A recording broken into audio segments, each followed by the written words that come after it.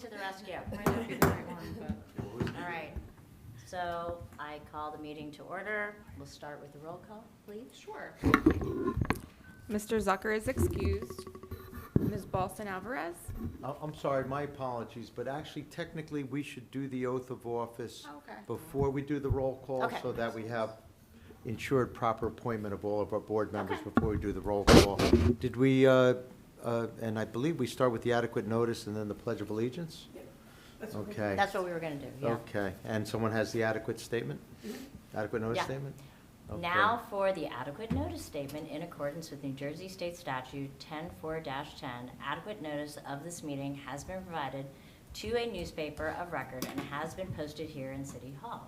Please be advised, this is a no-smoking building. Fire exits are to my right and your left and in the back of the room.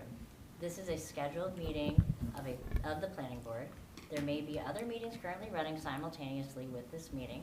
If you're not here, although there is no one else here for the planning board, your meeting may be upstairs or elsewhere in the building. This is a good time for the pledge. Here we go. All right. Allegiance to the flag of the United States of America and to the republic for which it stands, one nation, under God, indivisible, with liberty and justice for all. All right.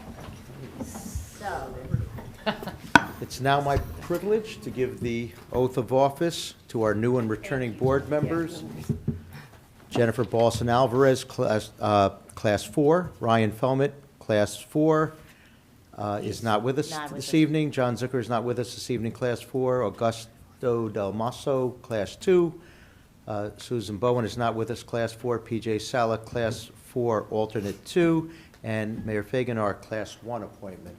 If you'll raise your right hand and repeat after me, I state your name, I, Elizabeth Fagan, do solemnly swear do solemnly swear that I will support that I will the support Constitution of the United States the Constitution of the United States and the Constitution of the State of New Jersey, and the Constitution of the State of New Jersey, and that I will bear and that I will bear true faith and allegiance to same true faith and allegiance to the same and to the governments and to the governments established in the United States established in the United States and in this state, and in this state, under the authority of the people. under the authority of the people. I do solemnly swear I do solemnly swear that I will faithfully, that I will faithfully, impartially, and justly impartially, and justly perform all the duties perform all the duties of member of the City of Summit Planning Board Of of member of the City of Summit Planning Board, according to the best of my ability, according to the best of my ability, so help me God. so help me God. Congratulations, welcome, and welcome back.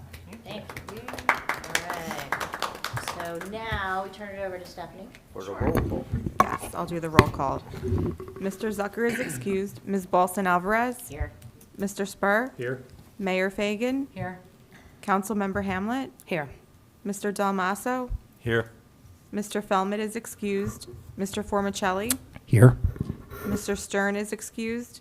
Ms. Bowen is excused. Mr. Sala? Here. You have a quorum. You may proceed. Thank you. And if I may call for nominations, all of our board members this evening are regular members this evening, including our alternate 2 this evening, given the absences, so all can vote on these officer positions. First, calling for nomination for Chair of the Planning Board for the City of Summit for calendar year 2025. Any nominations? I'd like to nominate Stephen Spur. We have a nomination. Is there a second? Second. We have a second. Any other nominations? Hearing and seeing none, we'll close the nominations. And why don't we do a roll call vote nonetheless so we could hear all the affirmative votes? Okay. Ms. Balson Alvarez? Yes. Mayor Fagan? Yes. Councilmember Hamlet? Yes. Mr. Del Maso? Yes. Mr. Formicelli? Yes. Mr. Sala? Yes. Unanimous. Congratulations. Thank you very much. My privilege to turn the meeting over to our new chair.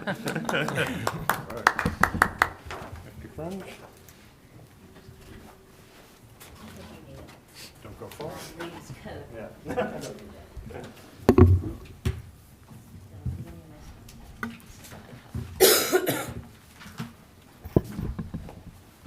All right, next on our agenda is identifying a second to Ms. Chair, a vice chair. Are there any nominations for vice chair? I'd like to nominate Jennifer Boston Alvarez. Excellent. Do we have a second? Second. Okay. Any other nominations? PJ, you don't want to jump at this? Okay. Too much for one night, right? Dip your toe in. All right, hearing none, we can similarly have a roll call vote for Jennifer Boston Alvarez to serve again as vice chair. Thank you. Sure. Chairman Spur, Yes. Mayor Fagan, Yes. Councilmember Hamlet, Yes. Mr. Dalmasso, Yes. Mr. Formicelli. Yes. Mr. Sala. Yes. The motion carries. Congratulations. We'll get you a printed copy of that'd be good. the readout. The next officer for us to appoint, we'll invite nominations, is for secretary. Anyone care to nominate for secretary? Stephanie. All right, so we hear Stephanie Sulios. Do we have a second? Second. All right, Mayor Fagan really putting in some effort I'm- tonight. I'm Welcome. back. Welcome to the dais, love it. Any other nominations for secretary? All right, with that, we'll have a quick roll call vote. Sure. Chairman Spur, Yes. Vice Chair Balson Alvarez. Yes. Mayor Fagan, Yes. Councilmember Hamlet, Yes. Mr. Dalmasso, Yes. Mr. Formicelli. Yes. Mr. Sala. Yes. The motion carries. All right, welcome back, Stephanie. Thank you. Okay, now to professional appointments, which as a reminder for hopefully the public who's watching us on YouTube, enjoying the spectacle this evening. We have the opportunity to appoint board attorney, planner, and engineer. At the close of 2024, we solicited through the city. We invited professional firms in these areas of specialty to present their services or qualifications. And we identified through the examination of the board who we believe would best serve us for this year ahead. So it's an annual appointment. Starting with the board attorney, I think I just identify who this is, right? We don't unfortunately appoint a particular attorney, we appoint a firm, which in this case is Salvo Ch, which is represented typically by our current board attorney, or our attorney from 2024, Steve Warner. So I don't know, do we need a roll call on that, or? Actually, technically, yes, it's a motion second and a roll call Okay. vote, please. So then, for board attorney, I'll invite a motion for Salvo Ch to service the planning board in 2025. Motion? So moved. A second? Second. Thanks, BJ. All right, we'll have the roll call. Sure. Chairman Spur, Yes. Vice Chair Balson Alvarez. Yes. Mayor Fagan, Yes. Councilmember Hamlet, Yes. Mr. Dalmasso, Yes. Mr. Formicelli, Yes. Mr. Sala. Yes. The motion carries. Thank you. Thank you for your continued confidence, and it's a privilege to continue to serve the board. Thank you, Mr. Warner. Next is the appointment of the board planner, for which the board has identified Burgess Associates, represented by no less than the man himself, Joe Burgess, here this evening. So I'll invite a nomination for Burgess Associates to serve as planner for the planning board. So moved. A second? Second. Thank you. Okay. Any other nominations? No, right? No, we're good. We'll have the roll call, please. Okay. Chairman Spur. Yes. Vice Chair Balson Alvarez. Yes.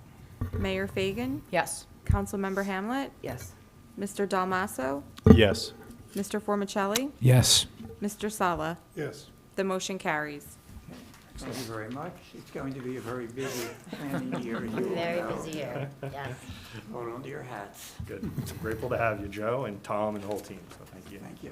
And finally is appointment of the board engineer, for which the board identified Colliers, represented by Maria Raffay, who's been with us previously. With that, I'd invite a nomination for Colliers. So moved. A second? Go ahead. Go ahead, Second. Collier. Go for it. I don't get so many speaking parts during council meetings. All right, we'll have the roll call then. Sure. Chairman Spur, Yes. Vice Chair Balson Alvarez. Yes. Mayor Fagan, Yes. Councilmember Hamlet, Yes. Mr. Dalmasso, Yes. Mr. Formicelli, Yes. Mr. Sala. Yes. The motion carries. Excellent. you all very much. Thank you. Good to have you. On committee appointments, moving right along here, you and I didn't get to follow up on it. We've been voting on Environmental Commission or Historic Preservation.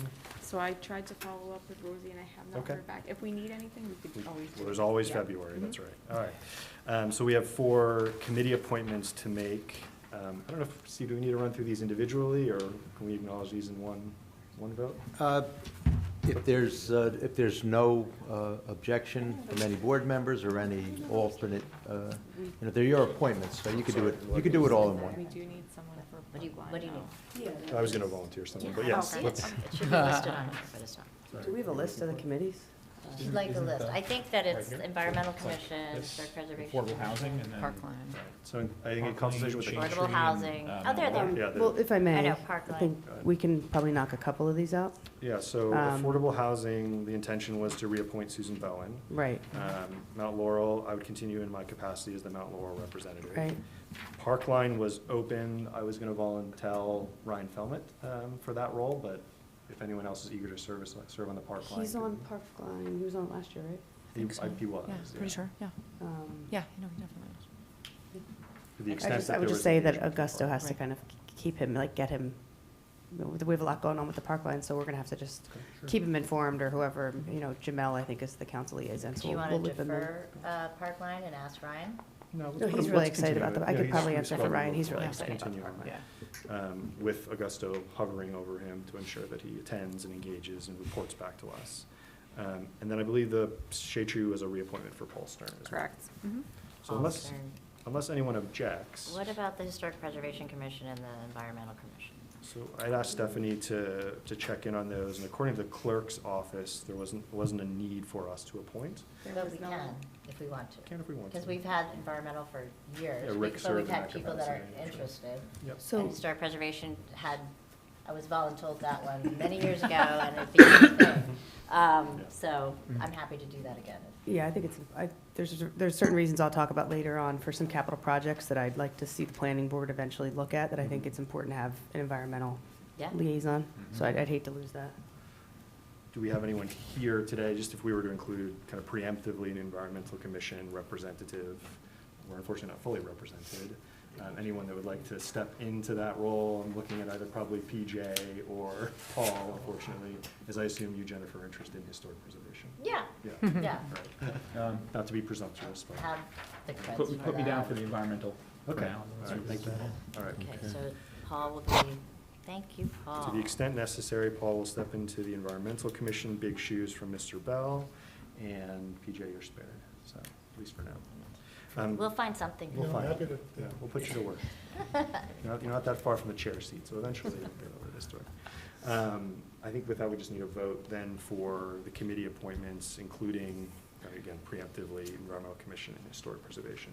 Okay. Do you want to run through it, just because that was a little fast? So affordable housing, planning board liaison Susan Bowen, Mount Laurel subcommittee reappointment Stephen Spur, Parkline committee Ryan Felmett, Shade Tree Paul Stern, environmental commission Paul Formicelli, and our own vice chair Jennifer Balson Alvarez for historic preservation. Yeah. Cool. Happy to help. So maybe we'll, Do we need a motion in a second?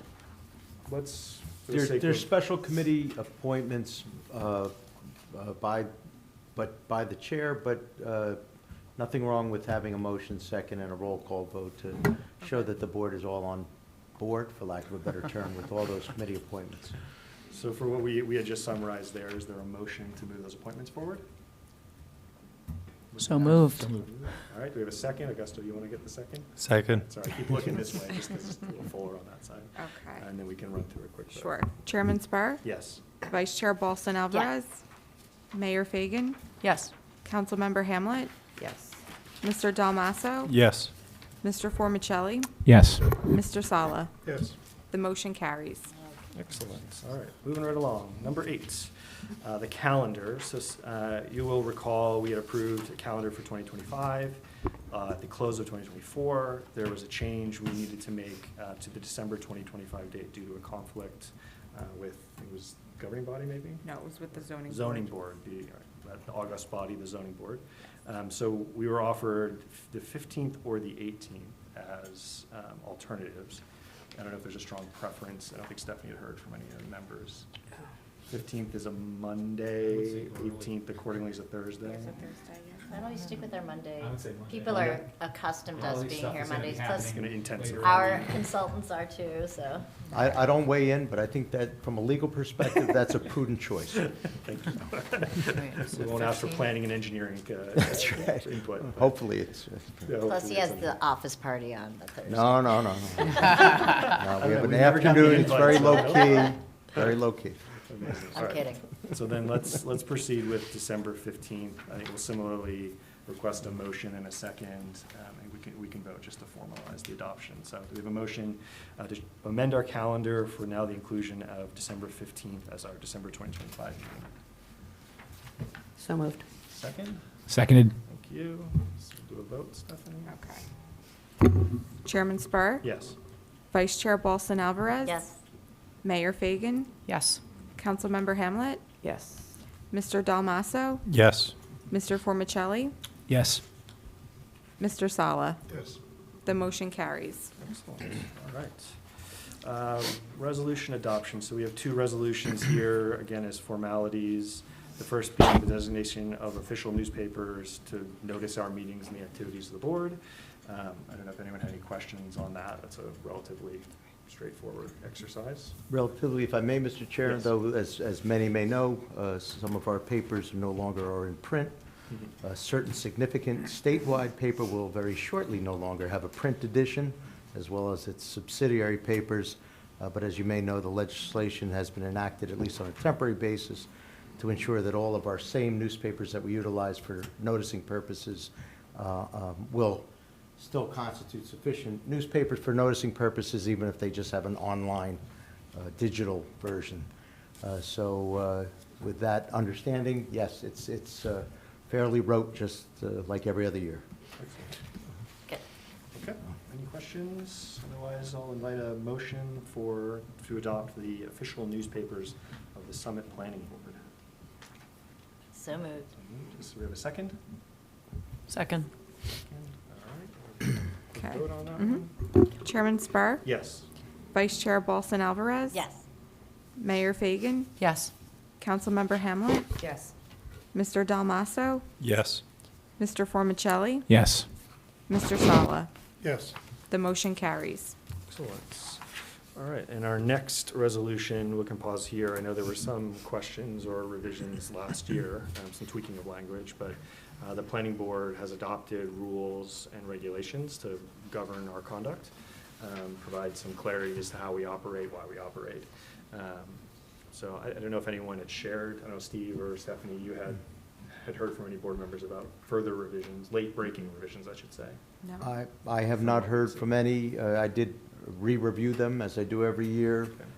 There are no changes, in my opinion, in the municipal land use law, local government ethics law, Open Public Meetings Act, that would impact or certainly not provide any problems to our current edition or iteration of the rules. There was a land use related statute that was amended this year, but it does not impact our bylaws. So unless there's something that board members wish by way of discretion to make a modification, we could keep it as is from last year. Okay. I don't know if anyone had any questions. I know there was a round of some questions in late revision last year, but. Delia. I know, like, I feel like I, Oh, yeah, you were the You don't have any troublemaker. That's right. troublemaker last year. What is going on? Wait a minute. I was definitely the troublemaker last year, so I don't think I have any issues. I'm looking at them real quick. And we have the ability to amend them Right. during the year. You if absolutely we're can. struck by some great innovation to the bylaws. And certainly if there's an MLUL change or something, I'll bring it to everyone's attention where, if I believe that any rule or regulation should be or must be amended, so. Okay. Any questions, or speak now or until No. February? Do you speak again? All right, and with that, I'll invite a motion to adopt the rules and regulations of the planning board. Delia, would you entertain that motion? I would entertain that motion. So Thank you moved. so much. Do we have a second? Second. Thank you. Okay. Vote? Sure. Chairman Spur? Yes. Vice Chair Balsan Alvarez? Yes. Mayor Fagan? Yes. Councilmember Hamlet? Yes. Mr. Dalmasso? Yes. Mr. Formicelli? Yes. Mr. Sala? Yes. The motion carries. Excellent. We have minutes then, point 10 on the agenda from our December 18th, 2024 meeting. always an opportunity to revise those if necessary. I don't know if anyone caught anything in their detailed review prior to the meeting. I have a question. Sure.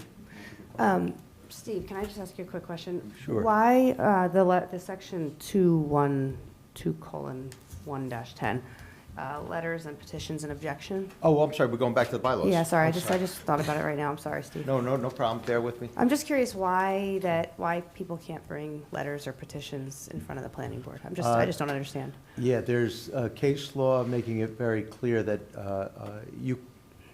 if you cannot send in a document to constitute testimony because one cannot cross-examine a document, and everyone, including members of the public, are entitled to question any testimony brought before the board. So for example, if someone wants to bring in a letter that they wrote and they want to read their own letter under oath into the record and be available for cross-examination, that's fine. But you cannot submit a petition from 1,000 residents saying X, Y, Z, and none of those 1,000 residents are here to be attested. Of course, constitutional provisions, due process, right of confrontation come into play. What if they were here? I'm sorry? What if all the petitioners were here? Again, if all the petitioners were here, I guess two things. Number one, there's no problem with them submitting the petition because they're there to be cross-examined. The other thing that comes to my mind, candidly, is if there's 1,000 people here, why do you need to submit the petition? Why not have each and every one of them testify under oath as to what their opinion is? But sure. So it's simply the out of court, the document without the witness testifying that's the problem. So we are a quasi-judicial body, as I always like to say. So I think we're still on the meeting minutes then. Okay. And that we would just need a motion and a second. I think a voice vote is acceptable? I have some edits to Yeah. the Oh, minutes. you do? Yeah, there may be some abstentions for anyone who might have been absent, but Sorry, I'm sure Jennifer. Stephanie will record that. Yes. Sure. Jennifer had some. Okay, so on the, well, the way it printed out for me, I don't know if it's the first page for everybody else, but 1, 2, 3, the fourth paragraph, I think we need to change this. The property is in the CBD. Anyway, it was confirmed that, it says there will be no signage, but actually, that signage, there was no signage proposed at this time, Right. but they anticipated signage. Okay, When a you're tenant- right. You know, so we have to reflect that, Okay. that there would be signage at some point. And on the second page, just for clarity, the board commented that the windows are important for the character of this building and expressed appreciation that the replacements would mimic the historic windows, because they did a bang-up job. Yes. And they also referred to the design guidelines that they followed and the Secretary of Interior standard that they followed. We're like, hey, it works. Finally, somebody It was else- pretty It awesome, actually actually, works to watch. sometimes. Hooray. So it was in the negative that we were like, oh, you can't replace your windows. No, we were complimenting them on their beautiful job that they did.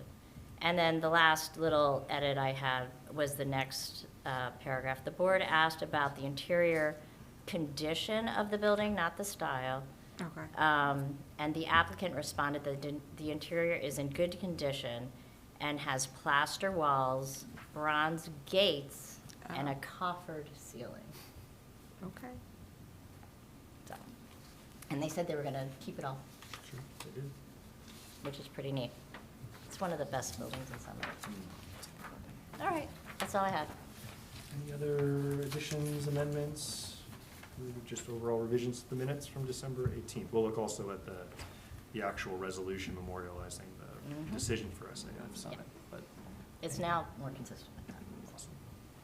Okay, hearing Okay. none, we'll ask for a motion to approve the amended minutes of December 18th. Just one thing, we're going to exclude Councilmember Hamlet, Mr. Dalmasso, Mr. Felmett, Mayor Fagan, and Mr. Sala, because they were not present for that meeting. So we wouldn't take a motion or a second from them either, correct? Correct. Mhm. They'll abstain from the vote. Yes.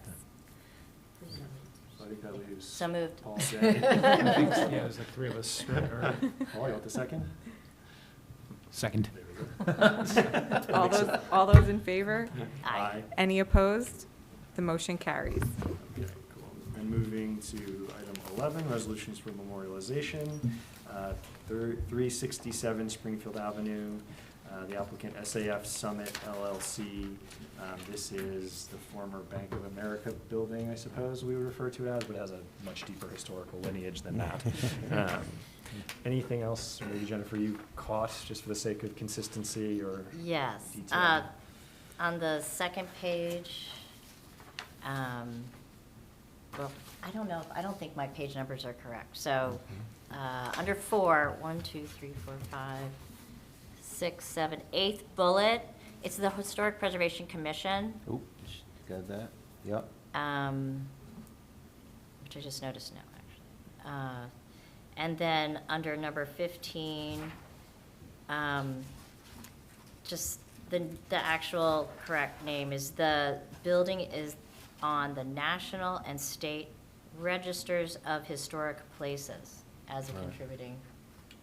And we usually say building. Contributing building. As a because the- contributing, correct. It's the You could say building, property. not the site, yeah. But we usually say building. Okay, and then a little further down, it said, Ms. Doherty further advised that the proposed improvements follow the design principles, which is an interesting word, for additions to historic structures. And then I think what you're referring to, because she said it, was as found in our DRO in the design guidelines. And if you really want to get specific, the Secretary of Interior Standards. SOIS. Just want to do that. I think that's just accurate, and that's what she said, and it also gives us a plug for our design guidelines. And I think that's all I have. I'm just going to take a, that's all, yep, that's all I have. Any other amendments to this resolution? Actually, I may have an amendment. Okay. And my apologies, because my colleague was here, I was not. I know it was unanimous, but if the decision, if the minutes are accurate, we may have only had, and I think they were, 6 voting in favor, none against on this. I put 9 to 0. Oh, I think yeah. it's How 6 many to people 0. are here? There's a So roll on call page vote. 5 in the At decision 6. section, so. Yeah. Remains It was unanimous, unanimous, yeah. but only 6 to 0. It was a great application. Excellent. Yeah, All right. as well. So then with the addition of Mr. Warner's amendment, is there a motion to? I'm sorry, I just want to state who the voting members are. So the eligible voting members are Mr. Zucker, who's not here, Vice Chair Balston Alvarez, Chairman Spur, Mr. Formicelli, Mr. Stern, and Mr. Bell. So there's only a few. More than enough. Yes. We have a motion to approve the amended resolution for So moved. this application. All right. Seconded. Second. Okay. And this we will take a vote, a roll call vote. Yes. Thank you. Chairman Spur, Yes. Vice Chair Balston Alvarez. Yes. Mr. Formicelli, Yes. the motion carries. Excellent. And number 12, for planner discussions, to change the pace and make good use of Mr. Burgess's time, who generously came here for Yes. one of 12 items on the agenda. And I have 5 different items I'd like to discuss. Oh, only But 5? I will be Okay. brief, I Okay. promise. One is the DRO. We have submitted the revisions as we discussed at the previous meeting. I think we've addressed all the issues that were discussed, because I think we're down to 2 or 3 really of consequence. In addition to that, unless there's a question about that memo, in addition, at the very end of the year, we submitted a second memo, about a dozen or so pages, identifying additional ordinance amendments. We are in the process of taking those ordinance amendments and putting them in the structure of an ordinance now, because I think there was complete concurrence that what was in that memo was satisfactory. We should have that for the next meeting. And if there's any questions about the DRO, otherwise I'll move on to item number 2. Maybe just to pause there for a second, only for me to say, I think the intention we have is with the revisions that you've noted there, that this board would vote to send then these recommendations to the governing body at the February meeting, which I don't think is unreasonable in terms of a timeline. That is correct. Okay. And then what will happen after introduction, especially for the new board member, if you're not familiar with this process, the governing body will introduce it formally, then it comes back to this board, and this board then has to make a determination as to whether or not all the proposed amendments are consistent or not with the goals and objectives of the master plan. And then they make the recommendation back to the governing body, and technically the governing body can take that recommendation and take it completely or partially or reject it completely and vote on it anyway. But that's the way the statute, the municipal land use law reads. Okay. But Delia, you had a I just have a question. quick question about the EV, the state EV resolution or regulation superseding our regulations. Can you just walk us through that a little bit? State regulations for EV, the provision of EV stations does in fact, and it says in the regulations that it supersedes local ordinances. And what that state regulation provides is once the number of EV stations are calculated, a developer is obligated to install a third of that total initially, or provide the wherewithal for it to be installed initially. And then every 3 years, I believe it is, they have to do another third until finally they're all constructed. Okay. I guess the reason I'm asking that question is I know one of the things that I was hoping to, well, I'm not sure if it would be popular or not, but within our DRO, right, we couldn't have advertisements on the EV charging stations. I think that was in there. And I'm wasn't it? curious if that, That could be changed. so do we have to worry about that anymore? Like, can we have an EV station with advertisements on it? Yes. Okay, so that's a big change.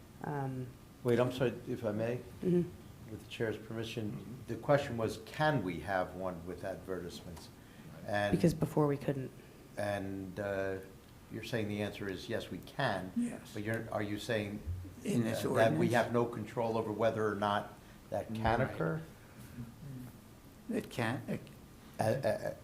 as municipality? Yeah. Because it's counter to our DRO, but it doesn't matter because the state The state regulations takes on precedent. EVs That's take my precedent. understanding. I'm and surprised this- I But the state doesn't dictate if there's advertising on it or not. That would be a local type of thing. If I may, I'm maybe the best surprised. thing to do is just double check If it because, actually covers and I didn't look at it for this meeting and it's been a little while. But the dog did not eat my homework. I'm not going to use that excuse. But I believe, and I just want to double check, that the state EV statute preempts us with respect to certain aspects of electric vehicle and make-ready spaces, as they call them, and the dictates thereof. But certain items, I thought, were left within municipal discretion. So I would just want to, if I'm correct in my recollection, I would just want to double-check to see if advertisements might fall within that discretion for us. So it's a long-winded way of saying, Joe, Mr. Burgess is probably right, but I'm not entirely certain he is. I just want to make sure Okay. before. Let's check it. I had been under the impression that when we talk advertising, it could be simply, if it's a Tesla Like the EV. board on the side as opposed to a lit up Right. thing, which is Right, you're effectively a not selling street light toothpaste almost. on the side of So, the yeah, EV. there's a whole spectrum of issues that you could deal with within that We'll- need to be we'll discussed. So double-check that. No one should look at this as a yes/no answer for anything. Yeah, but Okay. it might be prudent to double-check that. I'm involved with municipalities where people have come in at the shopping malls and sought to use them for advertising revenue. There are TV screens and multiple digital advertising, lights, et cetera, so. Right. I think it's, Chair, if I may, I think it's interesting. I was speaking with the superintendent of the school board, and I actually asked him, I was like, do we have any EV charging stations right now, within the high school, and the answer was no. So I think, whether or not you're for or against advertising, if it's a way for, whether it's the Board of Ed or the city, to get a few EV stations, you're talking about little to no cost versus, putting that in our capital projects, which we're about to do, it becomes actually an interesting conversation. but maybe Steve, Mr. Warmer, from a procedural perspective, the recommendation of this board would be to rescind the existing EV ordinances that the municipality had passed, allow then the state rules to apply. And if we were to further seek to amend, for say the advertising case, we would pass an ordinance locally to address those specific areas where we have the discretion. I mean, yeah. Sorry, there's a lot of steps in that, I just want to. Right, and it might be most effective and efficient to do it in one ordinance. Right. As opposed Just to. edit breaking what it. we have based on what we find out about ads, lighting, screens, all of that, whether the state covers all of that. Yeah. I will double check that, and I gather so will you. Okay. We'll tag team it. I'll So I'll have your maybe- people call my people. There you go. Sure, we'll come to a unanimous conclusion, I can assure you. So it may be helpful then, just in preparation of the board packet for the next meeting, to have the existing EV, the municipal ordinance shared with the board for reference. Okay. If the intent is to modify the existing rather than write something new. Everybody could practice looking it up yourselves, There you go. because that's what we should be doing, right? Okay. All right, that's the first of 5 items on Okay. Mr. Burgess's hit list here. What do you got for us? Secondly is the, one of the more exciting ones, it's the housing element and fair share plan. Yes. Okay, as I think most of you might, if not all of you know, the governing body has filed the resolution, correct? They did file it, with the Affordable Housing Dispute Resolution Program. We were obligated by law to file it no later than the end of this month. Interestingly enough, the legislation does in fact say that if you don't meet that deadline, you would lose your immunity from exclusionary zoning litigation. So we have done step 1 in this process. The next step, let me first talk about the steps in the legislation, and then we'll talk about how we're going to address everything. In the month of February, and that resolution, particularly for the new board member, was to identify what we believe our initial assessment or determination of our housing need numbers are. That is no different than when COA used to give us a number. The new legislation allowed you to adjust it. However, the legislation did say that the methodology that DCA utilized, the municipalities have to utilize. So obviously, while they suggested that there's this flexibility to come up with your own number, if you're using the exact same methodology, you don't have that much flexibility. But irrespective of selecting their number, during the preparation of the housing element and fair share plan, we are entitled to pursue the COA vacant land adjustment process, just as we did under round 3, when our number dropped from quite a few hundred down to 36 units. And we envisioned. Say that last bit again, when it went from. I said quite a few hundred because I forget the exact number. Okay. So around 400, that's all I remember. Okay. Down to 36.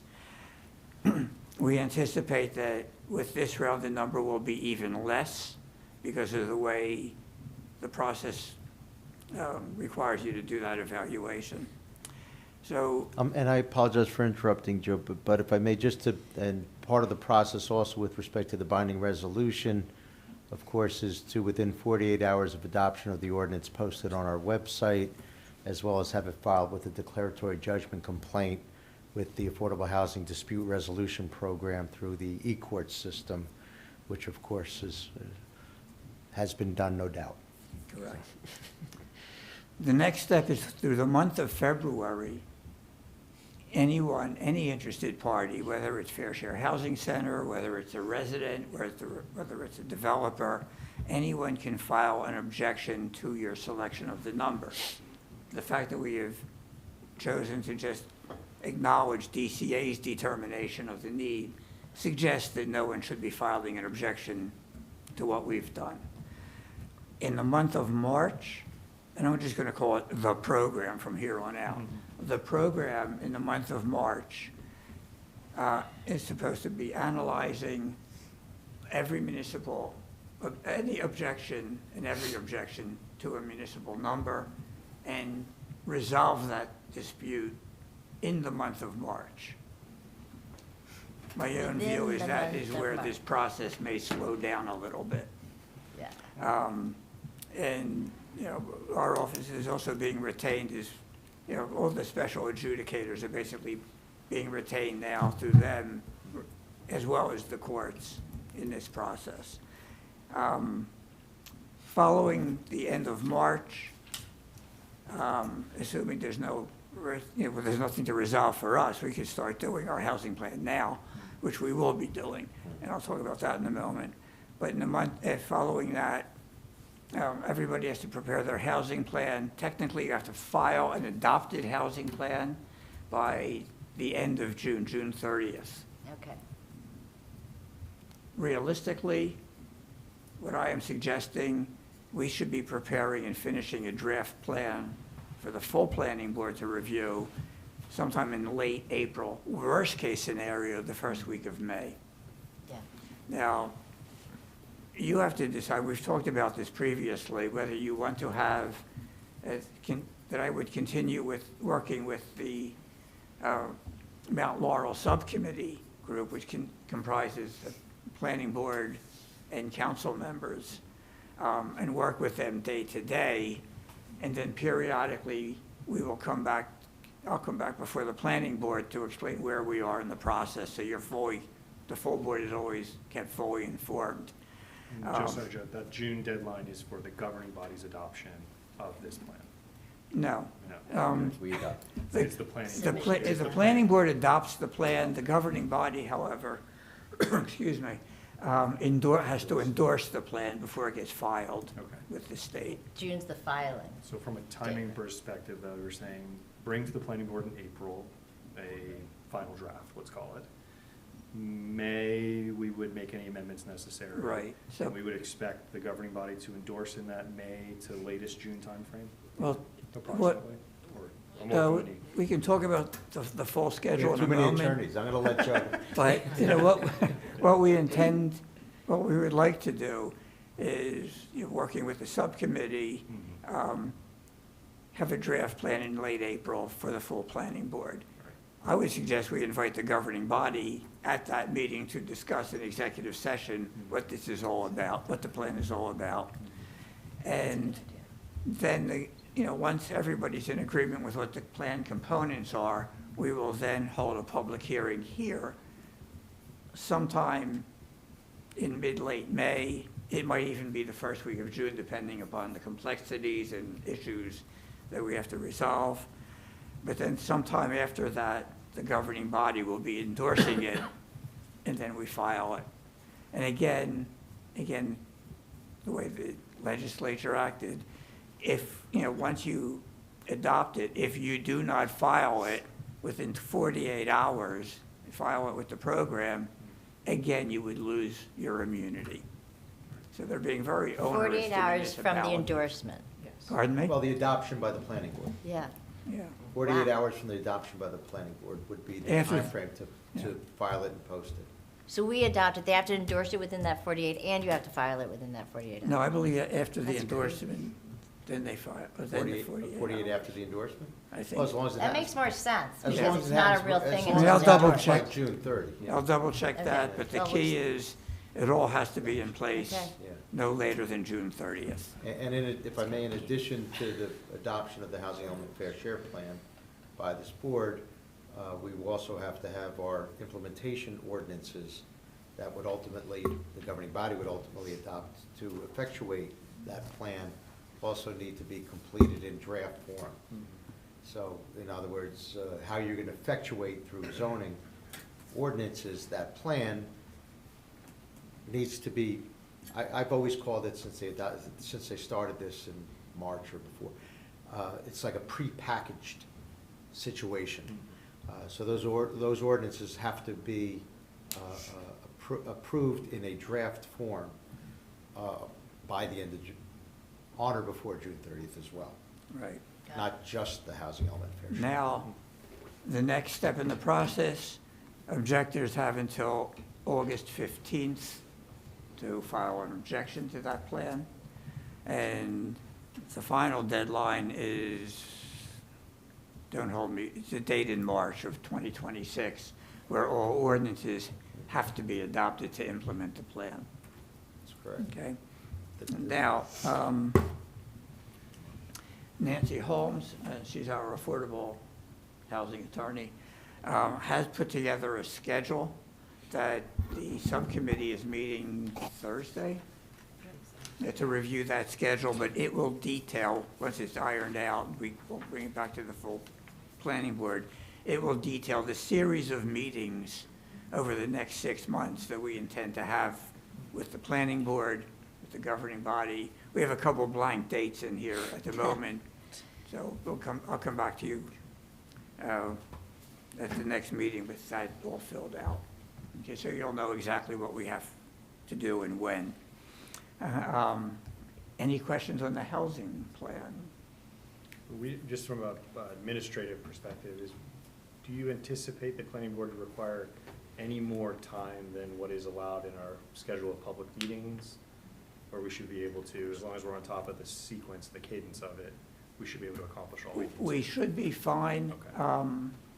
I'm hedging my bets a Yeah, of little course, bit, but I'm fairly certain, particularly if I get to continue to work with the subcommittee, because then we can meet during the day and, move things along quicker that way. Okay. Anything else on? Nope. Okay. The third thing is the combination of 3 and 4, the master plan reexamination report and then the master plan. We had talked some time ago about the need to do a new master plan. The last time we did a reexamination report was in 2016, so we have until early 2026 to either do a comprehensive new master plan or the REACs again. And we agreed that it would be best just to do a REACs, and what I'll call it down and dirty REACs, knowing we're going to do a full master plan. And we had put together our letter of engagement on that issue. The only question to you is the time frame that you would like to do the REACs in, recognizing we have all this other stuff to do. And, we could say 90 days, or you could say a little later after we prepare the housing plan. Right. But I'll leave it up to you in terms of how you would prefer to. And that's work you engage with, you Burgess Associates engage with the planning board. It's the planning board that bears the brunt of that work. Is it ultimately endorsed by the governing body or how? No, it does not have to. It's a planning board. And I will tell you, statutorily, there's 5 specific questions that are asked. If you're doing a comprehensive reexamination, it could be a very big document. I would say, let's do a very modest document, save your money, and because we know in the end what the conclusion is, and it's like the 5th question of the statute. Do you feel you have to do a new master plan or not? We know what the answer is. So why spend a lot of time and effort on a REACs when you really don't need to do so? And if you're in agreement with that, we could do one fairly quickly. Okay. And probably the most cost-effective way. So the work of the board in that very initial step is to review the letter of engagements as has been proposed, and then ultimately vote to approve it and begin the work in whatever form we ultimately agree. If I could suggest then, we could put in 90 days for that. Shouldn't take that long, but it'll make us legal, so we don't have to worry about an early 2026 deadline staring us in the face. If I may, just for clarification, you're saying 90 days post July 1, let's say? For assuming No, that... it could be, we could submit this next week, and then 90 days from whenever the governing body signs it. So you would do it contemporaneous with the Housing Element Fair Share Plan? Okay. Yes, again, because I'm envisioning, and I'm going to really stress this, a modest document, because in the end, we do know what the conclusion is going to be. So it's a decision point for the planning board to make at the February meeting, for example, in consultation with the governing body. Did you have a question, Mayor Fagan? I saw you leaning and having the microphone. Yeah, I do. So I just want to be clear in my head. This sort of pseudo re-exam, quick and dirty, yes, we need a master plan. And then what's the time frame between when we determine that and when we start doing a master plan? Probably after the adoption of the housing plan. Because Okay. this is as we had some preliminary discussions, the new master plan is going to be a pretty comprehensive document. Right. There are a number of elements that the statute now requires you do that you've never had to do before. Okay. One relates to climate change and a vulnerability assessment. So there's a lot, there's a sustainability element that you're obligated to do now as well. So there's there's many new things that come into I would play. imagine there may be a closed session discussion with the governing body in advance of even entertaining approval to spend money. Sure. I'm not sure the governing body's entirely up to speed on the timeline. Right, well, that's kind of what I wanted to And we're wrap my head around a little bit. What I could do for you in this REACS, I'll spell out what the whole master plan process would entail, so you'll have that early. Okay, that's helpful. And then as a piece of that, I'm probably getting ahead of us a little bit, but I recall in 2016 that there was sort of a committee that was residents and, not necessarily just planning board and council people. Is that correct? Am I recalling that correctly? I believe that is correct, but And is it- again, because this is going to be a modest, that was like an 80-page document. Yeah. Right. This is going to be Not it's that even many. longer. 20 pages at most. Okay. We don't need to do that. But the question is, how will the public be involved and engaged, right? Correct. I think to Joe's point, the scale of the overall effort is significantly diminished from a full master plan development, but it doesn't remove the necessity of the public to engage in some forum. And I think we as the planning board can discuss whether that's How- public how meeting, we whether wanna it's small Right. groups, whether it's, Yeah. how we will solicit that. Because I think last time, for those of you who are newer, we discussed, do we want to go for it and do a whole nother one, or do we want to do it? And in talking with Joe and the board, because our last REACS was so comprehensive with way more public outreach than is typical for a REACS, we thought, okay, maybe this time we just do this, Right. because we have the housing on our plate too, and that's really got to take our time and attention, that we do this skinny one, and then really go for it again next time, which I Yeah. think would be And great. with But I the- do and think some that the addition- point of public outreach is still important, and we have to figure out how to do that in a different way Yeah. than we did last More time. truncated way. Yeah. I just have a quick question. So if we take the REACS, which was 80 some, like, how are you going to skinny that down? Like, because it's 80 pages. Are you going to take all the goals and objectives and what's your vision on that? The vision is that we're going to say, for the short term, those goals and objectives are still valid. And they will be evaluated as part of a comprehensive new master plan that will be the recommendation at the end of that document. My only fear is that we're taking an opportunity to do some work and we're not, like, it's actually a decent opportunity to sort of look at some things that maybe we do need to discuss, like, to give you a couple of examples, right? We sat in our capital budget meeting today, and as we go through our capital budget, I know there's things that now the state is requiring for, like, our transfer station for, I think it's like remediation.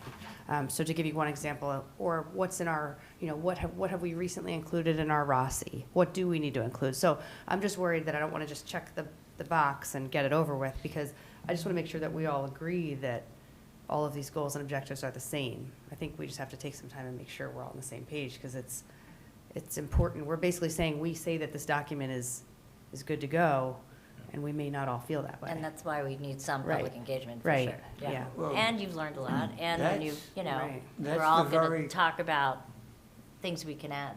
Yeah, that's the very question I'm asking you. Right. Do you want to do more now when your plate's going to be pretty full? Because there's also the state plan that I want to talk Well, about. that's the other thing. And the Yeah. determination is not really to be made of the scope within the public input sessions. That could spin wildly out of control. It's more likely in the consideration of the scope of work of Burgess Associates when he defines, I like skinny reacts much better than down and dirty reacts. The skinny reacts. Little skinny.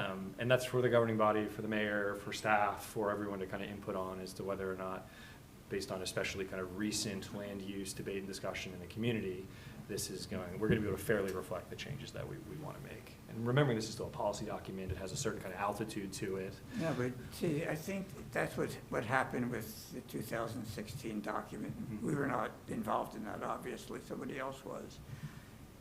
That was a re-examination report that somehow became the equivalent of a master plan. Right. You know, that was a lot more than It needed, a REACT ever is.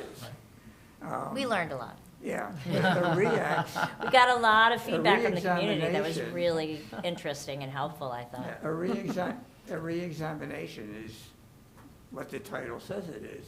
You're just looking back at your re-examination, your master plan, and deciding, is it sufficient, or do you need a new one?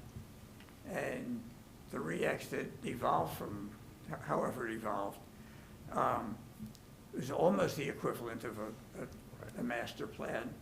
It contains some, unfortunately, it contains some, but not all of the requirements of a master plan is spelled out in the municipal land use law. It certainly included a lot more than the re-examination requirements that are spelled out in the Yep. statute. Because the statute, as I said, just asks 5 questions. What are your goals and objectives? Are they still relevant? If they're not, what are your recommendations? And does the local redevelopment and housing law apply anywhere in town? And the bottom line question is, do you make all those kind of changes, or do you just do a new master plan? And in many instances where towns recognize they're going to be doing a new master plan, they'll do a very brief, truncated REACT because they know where the conclusion is, and then all your time and energy will be spent on a master plan rather than on a document that technically has no legal weight. You know, the REACT really, and you've heard me say this previously, the re-examination does not carry any legal weight. The master plan does, because it's the predicate for all your zoning regulations, and that's the document that the zoning board, and even you on bulk variances, have to evaluate when anybody asks for a bulk variance, or the zoning board, when they evaluate a use variance, and decide is there a substantial impairment to the intent of that document. It doesn't say the intent of a re-examination report. You can't rely on re-exam, as I always tell my planners. In any master plan consistency review, I always go back to the master plan, the real one, not the re-exam. But the re-exam, if I may, and please correct me if I'm wrong, Joe, one of the ways I think of it, it stops the clock on the 10 years. Not a bad thing if you're butting up against a 10-year expiration from prior master plan or master plan re-examination, 2016, 2026. I hate to say it's around the corner because we just got to 2025 last I recall, but everything's always just around the corner. So, yeah, to Joe's point, do you try to do it all now with everything else on your plate, or do you stop the clock, so to speak, and then when the housing element fair share plan, et cetera, is complete, then do the yeoman's work of a new master plan? The REACT does refer back, though, consistently throughout the document to the original master plan, and then Almost might transitional. pontificate more, but look at that, it does refer back to it. Right. It's still a useful document. Yeah, it gives you an Absolutely. opportunity to re-examine the issues a bit Yeah. and tweak things as Yeah. needed, which it's not, we're not, in other words, we're not blowing up the original document, there's no need to do that Right, at this point. The right. large majority of it is probably, I think, most It's people pretty agree, consistent. pretty consistent and Yeah. valid, but it gives you the opportunity to, I wouldn't call it down and dirty, I wouldn't call it light, I would just call it a kind of exactly what it is, an acceptance that the majority of the original document is valid, It's still and a valid. couple of key points need to be maybe re-clarified. a Right, bit. right.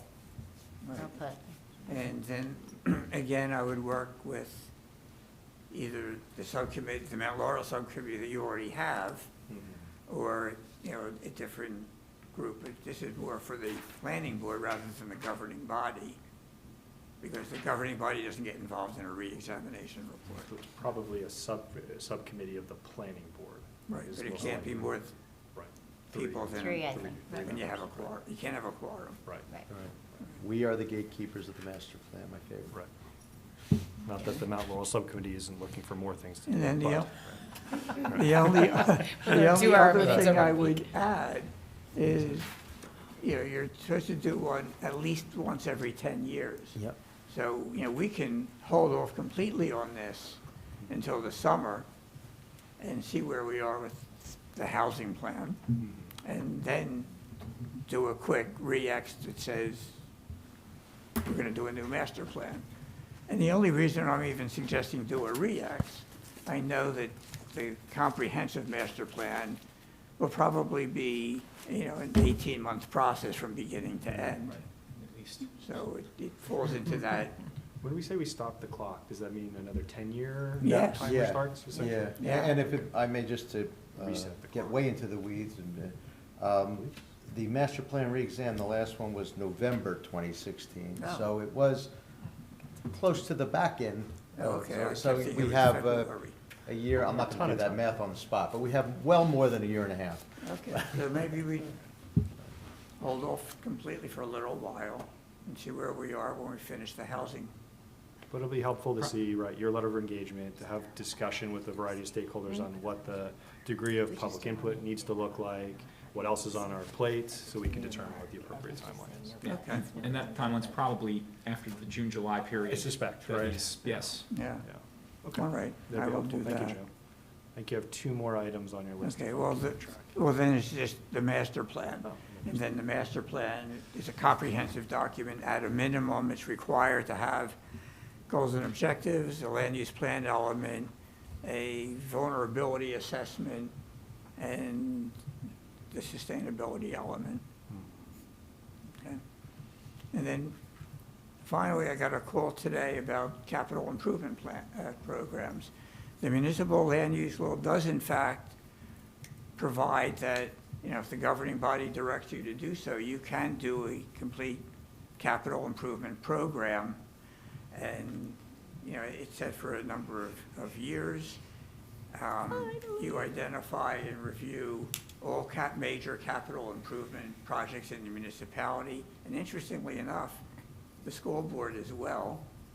And the statute just spells out a lot of the regulatory provisions that accompany that. It's really hard to contain myself right now. Finally. Do you think it's a good idea? I was asked whether the planning board has the right to do that, and it clearly does. Oh, yeah. So Joe, if I may ask a quick question. From what I understand, and again, we're sitting in budget meetings right now, and so within the council, you have to do a 6-year capital plan. And the one thing I've been thinking a lot about lately is, is it really the right spot for council to be making the decisions around things that we would typically discuss in the planning board? And some of the capital projects sometimes become a little bit hairy with the public. And we have all the resources. We have our engineers, we have our planners, and as the planning board, the reason I was thinking this, as the planning board develops the master plan, this is the board that truly knows, what the capital needs would be for the city, and also what the challenges are around stormwater management. I mean, we have, many houses falling into the Salt Brook right now. So I think it was worth a conversation whether or not the governing body would say to the planning board, we'd like you to look at this. I haven't really talked to too many people about it, but I think it's worth a good conversation, and I like the idea, but I might be in the At minority. least to get to review it. I don't know if we would be, we would be reviewing what's brought to us, and then at least there is a review, because currently there is no review of these millions and millions of dollars that the city's spending.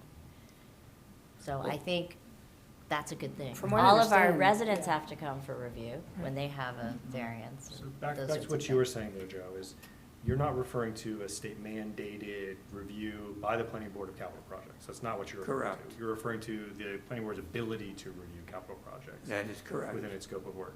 So then my question to Mr. Warner is, Mr. Warner, in the other municipalities, or Mr. Burgess, that you've seen, have you seen a model where the governing body, it's not, defers isn't the right verb exactly, but forms a relationship or some kind of process of perhaps drafting preliminary capital plans, sharing them with the planning board, and then receiving some kind of recommendation or review? Like this is new to Summit, I think, Yeah. as best as I can tell. It's not a bad idea. My own personal experience is I haven't been involved with it, and I have a fair number of planning boards in addition to municipalities and zoning boards, and been doing this for a few years or so. But that doesn't mean anything, and I suspect Mr. Burgess may have more experience than I do. Have which you would be seen a one. model that Joe works? has- Because I have more gray hair than him. No. But my experience is the same. Ah, I could count on one hand hmm. in all my years doing this that a municipality has done this. A planning board has done this, Planning board. excuse me. Okay, so- Yeah, I've read about it.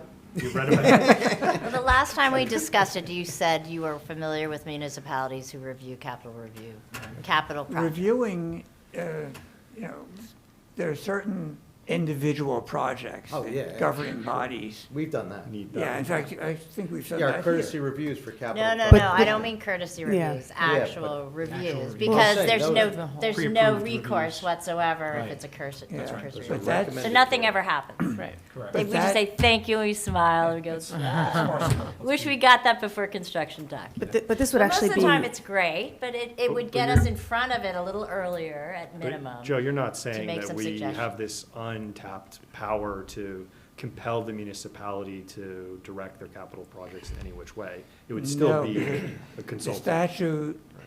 says if the governing body refers it to you. Right. But if they don't refer it to you, you can't touch this. So there's a conversation I think to have with CAP Yeah. about how your process runs, where we would responsibly kind of step in perhaps to offer some additional opinion or perspective or engineering, what have you. So it doesn't interrupt the necessary cadence of the CAP committee and adds value, not just another step Right. in the, in the Yeah, process. and I think it's really the governing body saying to the planning board, we want you to take a look at the six-year capital budget, capital plan, right? So it's saying. Capital improvement. For capital improvement projects, right? So it's, because what happens a lot of times is our capital improvement projects come out of committee.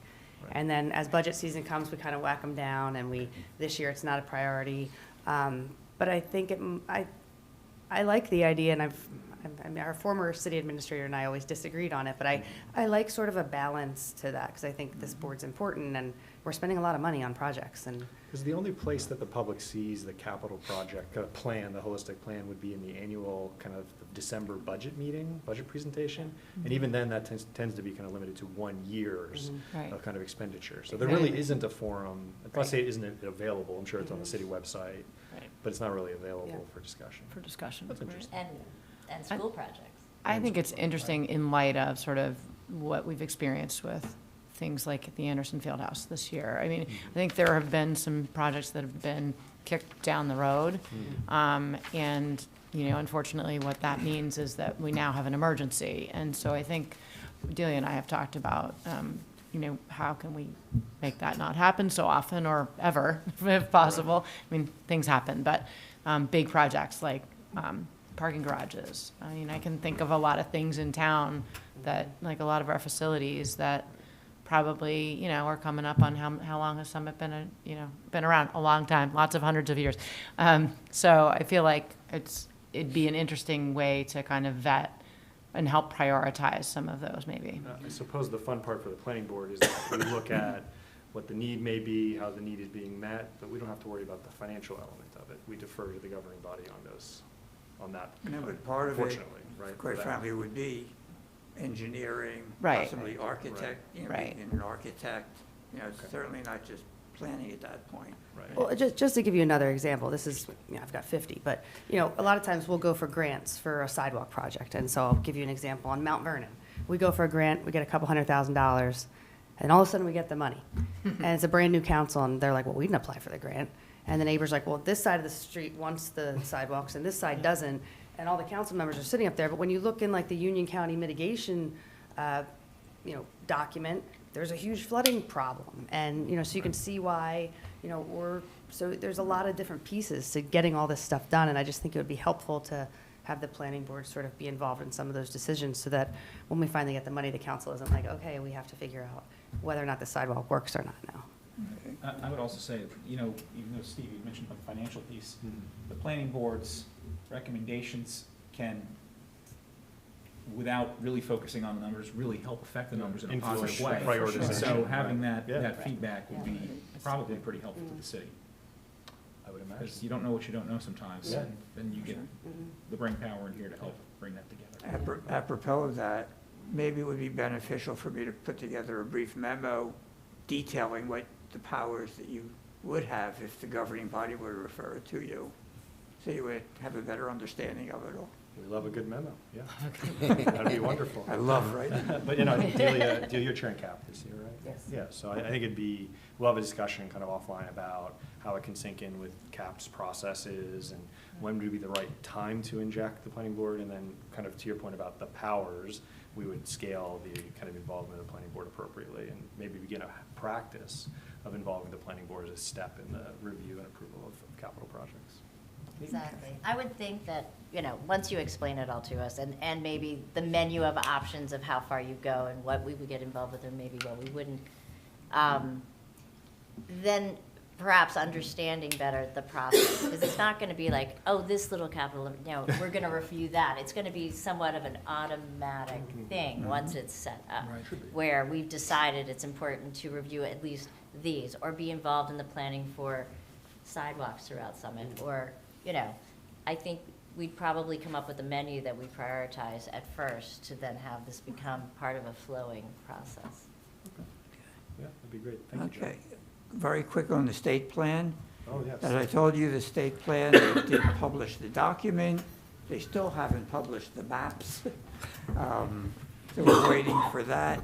But let's assume it's going to happen soon. And here, Union County is the lead entity for the process. They've already sent out information about how they're going to handle the process. And the first step is they're asking each municipality in the county to identify 3 prioritized goals that they want to see. So we could have that discussion at the next meeting, but I just want to plant the seed in your heads that you should be starting to think about what are your prioritized goals. We should be looking at the REACs for Yeah. that.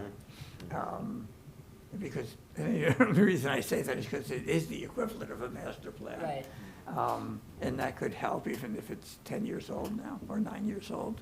If That would you be all, does everybody know where to find the master plan? It's in my briefcase. Old school, Always the gotta first love place it. we look. Gotta love it. It is online. You go online and you go to the city website. Yeah, and paper's great. I mean, if you're a paper person, it's great. You should definitely flip through the whole thing. But you can get the PDF version, which you can just search any word, and then that's almost easier, I think. Because they have a PDF version on there, and it says final, because there were several iterations, it says final. But they also have the other kind, that's the government, whatever that is. But anyway, go to the City of Summit Planning Board, and then all the documents are there.